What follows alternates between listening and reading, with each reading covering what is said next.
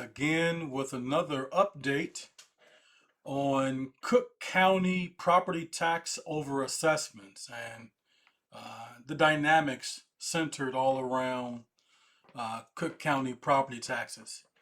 This week, as promised last week, I plan on revealing properties in Matteson, Illinois, or Matteson, Illinois, depending on how you want to say it and perhaps how long you've been living in Matteson. But nevertheless, this week I'm going to be presenting something special about Matteson, Illinois, in regards to Cook County property taxes. Now, historically, for the past few weeks, I have been sharing z-scores. And remember, as a reminder, z-score is a measure of the standard deviation. The higher the z-score is on a property tax bill, the further away that property is from the statistical average. So it's just a measure of, really whether or not your property is accurately assessed. If it's closer to the mean, and if it's not closer to the mean and it has a higher z-score, that means that your property tax bill is overassessed based on those property characteristics that are specific to the subject property, the property we're looking at, and the comparables, the statistical comparables. And when I say statistical comparables, I mean these are statistical objective comparables as aligned with the raw data in the Cook County assessment system. So in other words, when I'm looking at statistical modeling and a z-score, I'm not comparing a 5-bedroom, 5-bathroom house with a 2-bedroom, 2-bathroom house. They are not statistically equivalent, and in that case, those two properties would not be in the same analysis group or the same group of properties I'm looking at. So I've talked about z-scores historically, but several weeks ago, I led a property tax workshop at my local church, the church that I attend, All Nations Community Church. Shout out to All Nations. But I conducted a property tax workshop several weeks ago. And in that workshop, what I did was I gave insight to the participants on some of the dynamics related to the Cook County property tax mass appraisal system and statistical outliers and how they might be eligible for a property tax refund or at least ensure that their properties are properly assessed. As a result of that workshop, I had a schedule set for myself whereby I would look at different properties for those group of participants and help them with the certificate of error and or an appeal. As a result of that property tax workshop, and as a result of one of the properties that I looked at for a homeowner who attended that workshop, something came up. Now, this one thing that came up is not something that I have not seen before, but it's not something that I've talked about at great length in any of the previous videos that I have shared. I mean, I may have posted something in social media several weeks and or months ago about it, but I've never done a video about it. So today, since one of those properties that I looked at happens to be in Matteson, and as I promised last week, this week's video would be on Matteson, about properties in Matteson, that is, I decided to offer some perspective on what I found when I looked at this particular homeowner's property. And again, what I found and discovered with this particular homeowner's property in Matteson is something that I've seen in other municipalities as well. But with that being said, so I'm going to reveal some of the insights today I'm going to share several property photographs just to give some context around the topic and to support what I'm going to talk about today. Uh, One of the things I'd like to remind everyone about is that I have always attempted to explain to individuals that the Cook County property tax system and the analysis of that system and being able to successfully and accurately complete a certificate of error and or an appeal is not easy, because right now there are more than 1.8 million parcels or residential properties in the Cook County residential population. And the Cook County assessor, like several other property assessors throughout our country, uses a mass appraisal methodology to help ensure that property tax assessments are fair and equitable.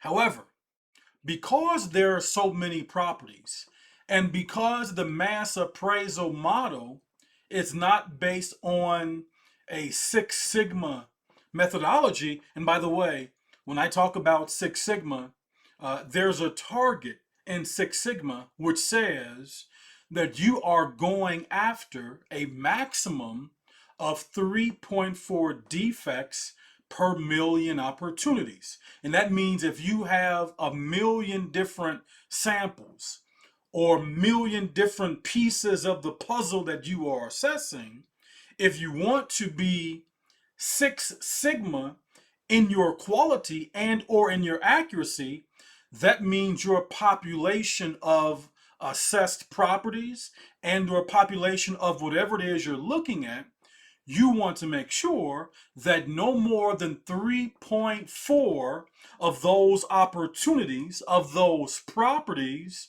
are not wrong. So, in other words, the vast majority, a very large percentage, we're talking like 99.698%, the vast majority of the properties or samples need to be accurate. They need to be precise. But the Cook County mass appraisal system, again, like every other mass appraisal system, does not deliver Six Sigma level accuracy. In fact, there are thousands, without exaggeration, there are thousands of properties in the Cook County mass appraisal system that are, quite frankly, assessed incorrectly.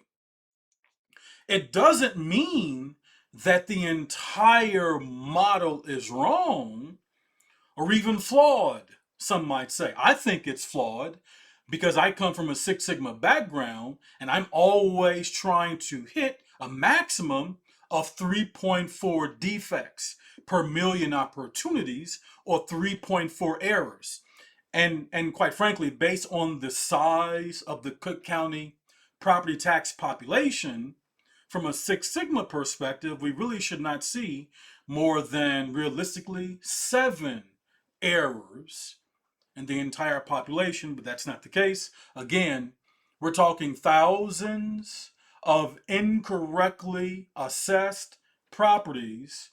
And when I say thousands, I mean like 10 to 15,000 properties are incorrect.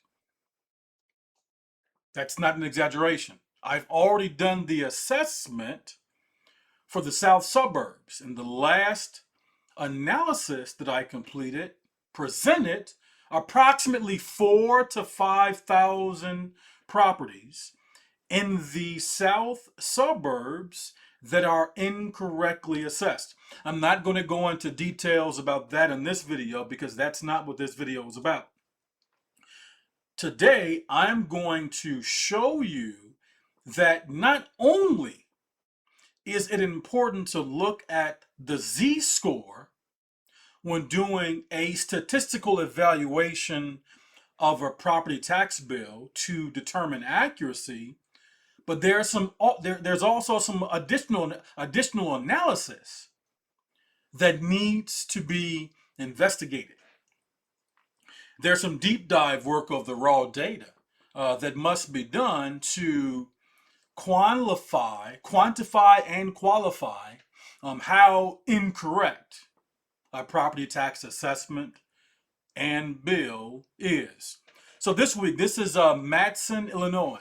The properties I'm going to show you today are Amlin homes.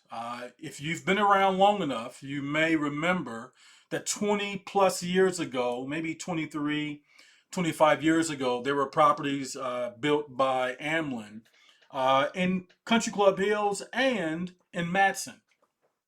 Now, what's very interesting is that Amblin Homes had a very specific set of property models that they built. Now, in theory, that specific set of models that were built really should help to improve the accuracy of property tax assessments, because since there are so few models, that means you're not trying to assess values to 1,000 different properties, as an example, with 30 or 40 different models. On the contrary, we're talking about assessing, maybe hundreds of properties with 2 or 3 different layouts. What I'm going to reveal to this audience today is that there is a subset of properties that I looked at. This subset of properties are equally the same based on the raw data from the Cook County Assessor, the raw characteristic data.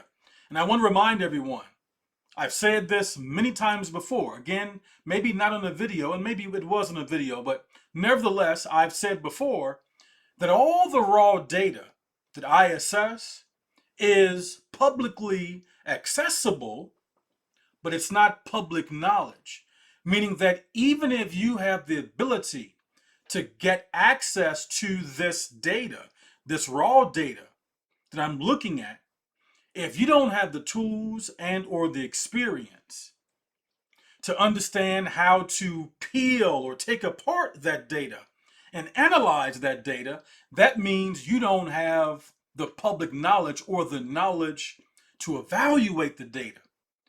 So as someone told me a couple of days ago, it's like being in a foreign language to you.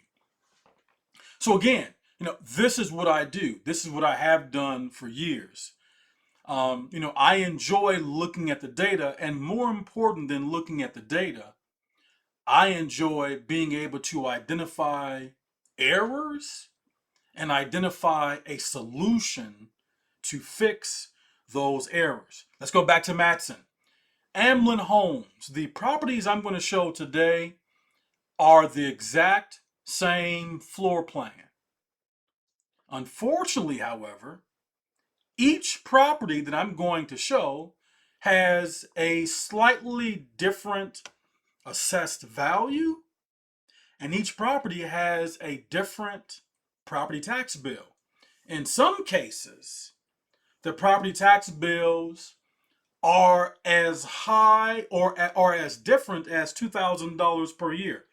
The one property I looked at for someone in my local church, this person is paying more than $2,000 more on their property tax bill compared to a neighbor who has a mirror image of their property, and they're paying $2,000 more. Again, so one person's property tax bill was like $14,000, and someone else's tax bill was like $12,000, give or take. Again, one person's paying more than $2,000 per more, $2,000 more than another property, literally within the same block, within the same community. So the very first house I'm going to talk about today, again, to be consistent with what I've shown in previous videos, I'm not going to give the full address. I'm going to give a partial address, and I'm going to show a photograph of each property I'm going to show. I will try and make this very quick. I've been talking for 15 minutes already, and we haven't even shown a property. But I'm going to try and be as quick as I possibly can. The videos I'm doing they're not meant to be formally educational. I'm not seeking to teach anyone what I'm doing or how I'm doing it. Instead, I'm looking to give revelation to those who have an interest and those who pay property taxes. I want you to see and somewhat understand the dynamics that exist in Cook County and how it is that we pay high property taxes. I'm not talking about the levy. I'm not talking about school district costs and how much we're paying to municipalities. I'm talking about accurate assessments based on the assessed value of an individual property with respect to its statistical comparables. This very first property I'm going to show, what's very unique is that even while the Z-score is lower, this person's property tax bill is actually higher than what it should be compared to the other properties that are equal in design. First property, 5746. Again, this is Matteson, Illinois. Their 2024 property tax bill that was paid in 2025, unadjusted, was $14,800.39.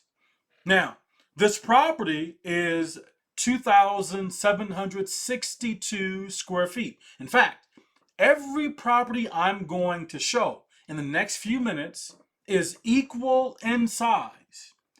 Every property I'm going to show also is equal in the property characteristics. So it is in essence a red apple being compared to a red apple in the same bag. Nothing is uniquely different between the two apples or homes that I am going to be presenting.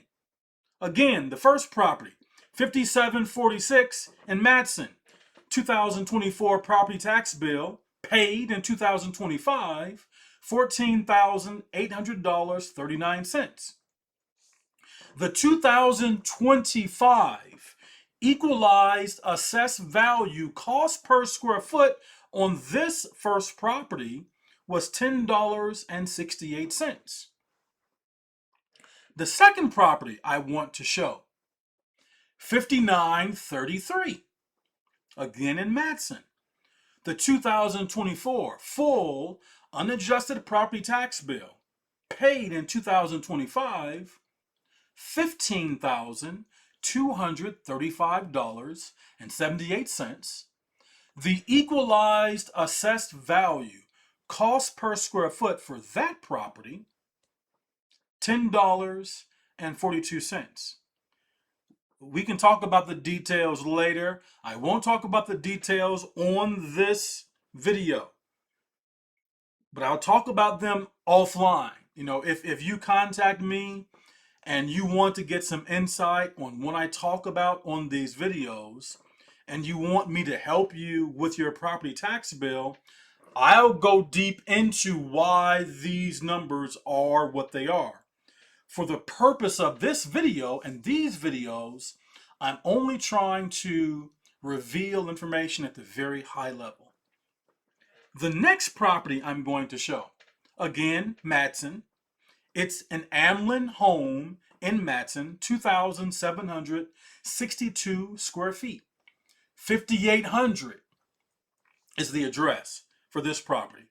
The property tax bill, 2024, paid in 2025, $14,800.38. The equalized assessed value cost per square foot for 2025, $10.43. Now, in the interest of time, I'm only going to show two more properties because this video right now has already been almost 20 minutes. and I don't want these videos to be this long. So I will only show 2 more properties. The next property I will show, listen carefully, the 2024 property tax bill paid in 2025 was $13,501.02. The property address, the numerical number for the address is 5851. Again, same Amlin home style property. Same square footage, 2,762 square feet. If you remember, the first properties, their tax bills were $14,800. $14,800.39 to be exact. This property tax bill, $13,501.02, unadjusted. The equalized assessed value cost per square foot for this property, $9.60, which is $1 per square foot lower than the first couple of properties I presented. So again, the original subject property that I looked at, the Z-score was lower. But when you begin to do a deep dive, and again, I've seen this before, when you begin to do a deep dive, you see a set of properties that are grouped. It's the exact same property, but for whatever reason, there is a variance. There's a range. There's a band in equalized assessed values and equalized assessed cost per square foot values, house to house to house. And we're talking about homes within steps of each other, within maybe a couple of blocks of each other. We are not talking about properties that are a mile away or even a half a mile away. We are talking about properties that are literally in the same subdivision. We started off with a property at $10.68 per square foot, and now I'm revealing a property to you at $9.60 per square foot from an equalized assessed value cost per square foot perspective. This last property, 5865, again in Matteson, an Amlin style home, 2,762 square feet. By the way, someone may ask, well, what if one has 4 bedrooms, another one has 3 bedrooms? I would not be presenting it if that were the case, because those 2 properties, or that example, would not be statistically equal. When I am doing assessments, I am ensuring that my population is statistically consistent. I'm not looking for any reason whereby someone can deny and or reject my analyses. Especially in the case that I'm referring to right now. These are statistically equal properties with different assessed values. Last property I'm showing, 2024 property tax bill, paid in 2025, $12,433.64. If you remember, we started off this video with a property in the same community, in the same subdivision, the same style of home that has a $800.39. That's their tax bill. $14,800.39. That's where we started. The property I'm showing right now has an unadjusted property tax bill of $12,433.64. Guess what? The 2025 equalized assessed value cost per square foot for this property, $8.98. So what does that mean? That tells you, or should tell you automatically, that you have one property owner who is paying $14,000, almost a $15,000 property tax bill, again, unadjusted. I'm not factoring in these various exemptions. I'm looking at the assessed value because the assessed value is the basis of your entire tax bill, regardless of the exemptions that you have. So when I'm reporting on this data, I'm giving you the unadjusted property tax bill. We started with a property that already had, almost had, that is, a property tax bill that was almost $15,000. And now I'm revealing a property to you that has a property tax bill of $12,400. Same property type, same property design, same subdivision, same builder, same square footage, bedrooms and bathrooms. These are carbon copies of the house, the original house. Mirrored images. Some may be left facing, some may be right facing. Meaning some garages are on the left side, some garages are on the right side, but the layout is the same.